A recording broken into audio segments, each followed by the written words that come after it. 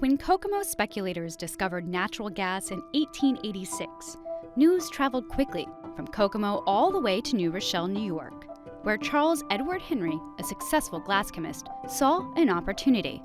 One that would begin a 130-year-old legacy known today as the Kokomo Opalescent Glass Factory.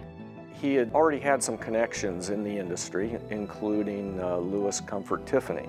Tiffany was looking for some unique glasses, things with texture, little flaws in them that added character and gave the glass a certain look.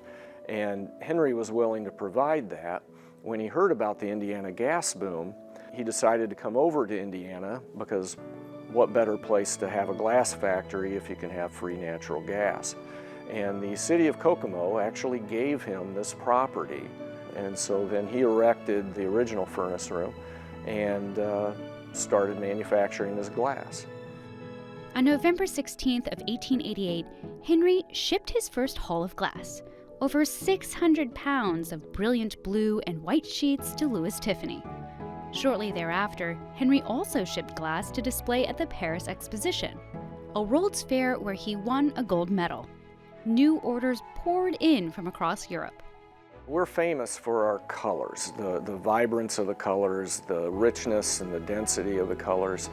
I think maybe prior to Henry, the look for stained glass, people wanted to see it clear and flat and flawless. And producing a textured stained glass was something that was new and different.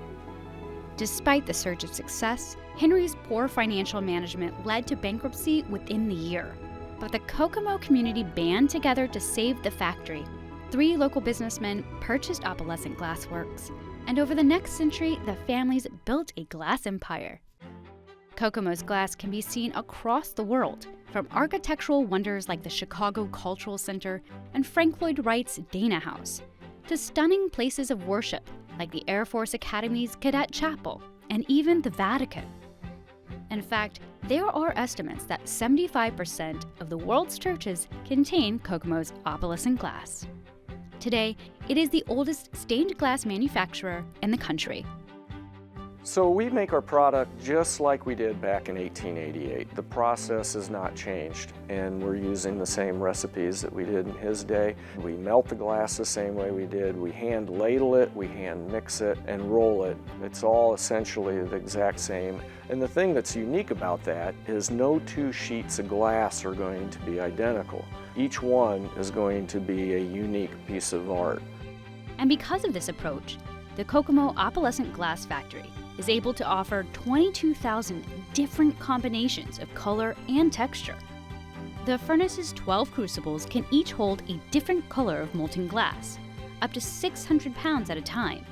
It takes half a day for the mixture to melt, but when the glass is ready to be poured, the crew leap into action, quickly ladling their assigned color of molten glass and carrying it to the mixing table.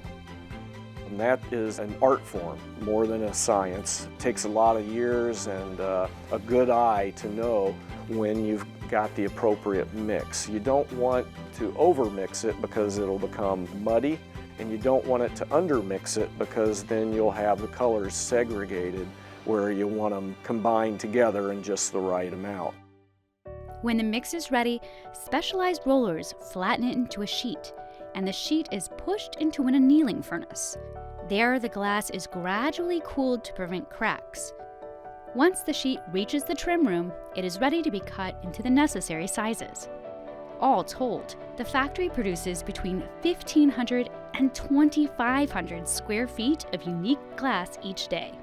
We started out strictly as a manufacturer of stained glass sheet and selling that to glass artists around the world. And over the years, we've expanded.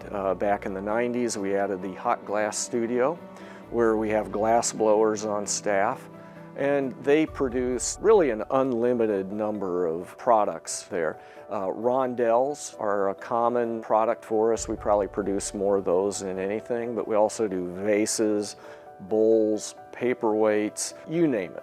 If it's made out of colored glass, we're probably doing it somewhere in this factory. And the resident artists are eager to share their passion for glass. offering art classes and opening up the factory floor each weekday morning, where visitors can step back in time and watch the century-old process take place, all in the same facility that Charles Henry once built. You can't help but feel that connection to the past and the importance of this place to the community and the people here. You know, we have employees here who are multi-generational in their seniority. We have people that'll come in and tell us that, you know, their grandfather worked here. It's really neat when we have those kind of stories come about. So we're part of the industrial heritage of not just Kokomo, but Indiana and the United States. We're one of just a small handful of manufacturers producing glass this way. The glass art community worldwide relies on us to continue in business and be able to supply their needs. You know, there's a lot of things, a lot of new things to try here. We're constantly developing and improving what we do and adding new products, and it's just never ending, the potential, the things you can do with glass, and it's very rewarding that way.